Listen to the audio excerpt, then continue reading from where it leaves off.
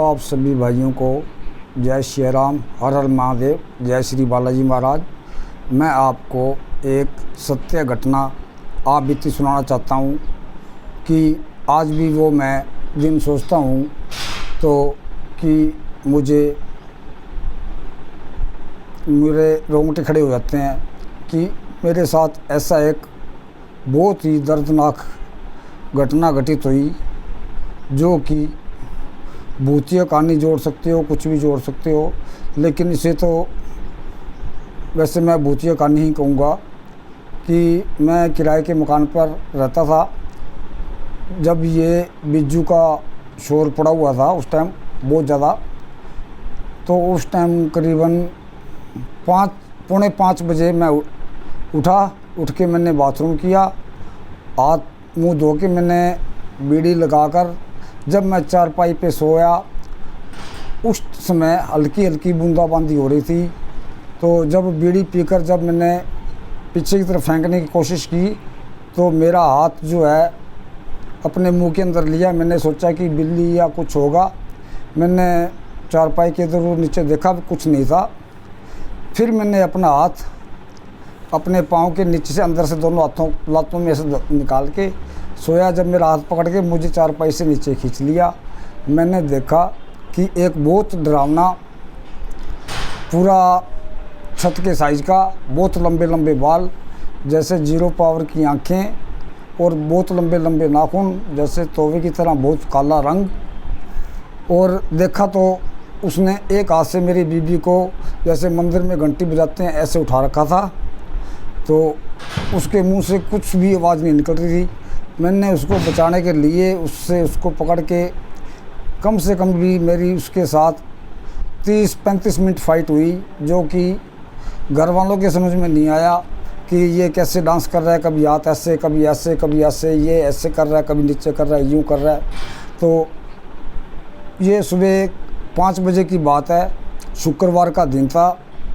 तो फिर मेरे बेटा, 2 बेटियाँ छोटी छोटी, मेरी मिसेज किराए पे जिनके घर पे रहता था उनका घरवाला और घरवाली सभी मेरे हाथ पकड़ के मुझे पकड़ के काबू, बस में करके काबू करके, जब उन्होंने कहा कि रात को बारिश हुई है, इसके पजामे में सांप चला गया है, जब मैंने उसको काबू कर लिया, दोनों लातों में दबा के रखा बहुत ज़ोर से।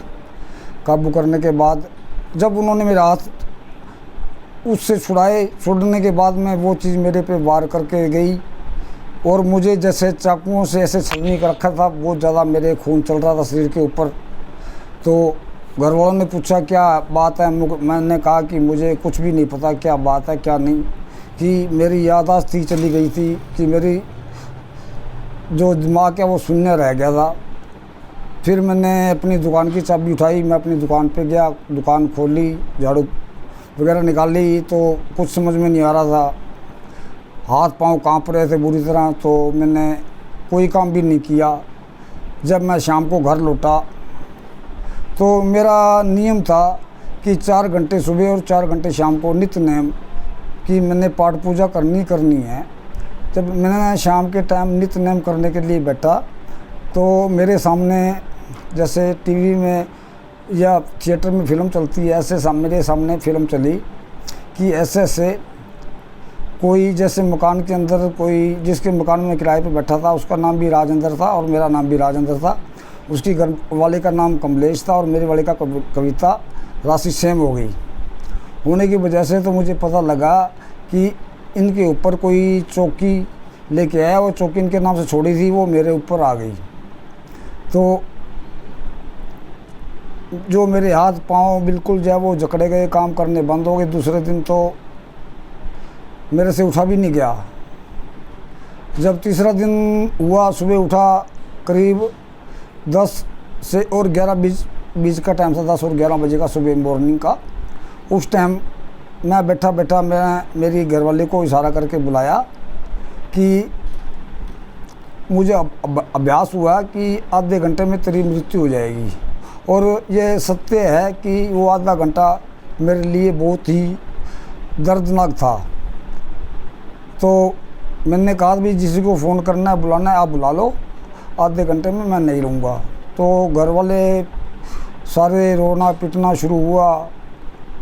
तो मेरे को थोड़ी सी आवाज़ आई कि आप जितने भी आपसे माल 10 मिनट में 15 मिनट में मालपुड़े बने वो उतने बनाओ, और जो भी चीज़ घर में है बना लो और टाइम वेस्ट मत करो। मैंने घरवाले को कहा कि कुछ मालपुड़े मिल सकते हैं 10-15 मिनट में, जितने तू बना सके कितनी बनाती हूँ। तो उसने बनाए कहती है जी क्या करना है। मैंने कहा जी मेरे ऊपर से 7 बार घुमाओ, और घुमाने के बाद में आप इधर जाओ और आप काले कुत्ते को डाल के आओ। कहती काले कुत्ते तो नहीं मिलेंगे, मैं बीमार था, मेरे से मैं कुर्सी पर बैठा मैंने हाथ हिला दिया, मगर इधर बहुत मिल जाएंगे यार। तो वो गई, तो वहाँ उसको कुदरती भगवान की दया से मालिक ने ऐसी सुनी कि वहाँ 10-12 कुत्ते काले और टूट के पड़े उसके ऊपर खाने लगे। जैसे वो वापस आई तो मैं अपने पाँव पे खड़ा और चल फिर रहा था। वो भी देख के हैरान हुई, कहती क्या हुआ। मैं कहा जी मेरे को अच्छा महसूस हो रहा है। तो बालाजी महाराज ने मेरी रक्षा की, आज मैं जिंदा बैठा हूँ, बालाजी महाराज की वजह से जिंदा बैठा हूँ। और फिर वो 1.5 साल बाद में आया, जब मैंने मेरा खुद का मकान बना, मेरे पैरी हाथ लगा के और आशीर्वाद लेके जाता रहा। और एक दिन आके मेरे सामने खड़ा होने के बाद मैं उसको, वो मेरे को देखता रहा, मैं उसको देखता रहा। फिर मैंने अपना फ़ोन उठाया, कैमरा ऑन किया। कैमरा ऑन करने के बाद जब क्लिक करने लगा फ़ोटो के ऊपर, कुछ धुआं टाइप में बन के जैसे पुतला टाइप में, और वो इसी खिड़की के अंदर से मैं वहीं बैठा हूँ, इस खिड़की के अंदर से निकलने लगा, कुछ आधा अंदर आधा बाहर। तो जैसे कि व्यक्ति टाइप के अंदर जैसे कुछ निकल रहा हो खिड़की में से।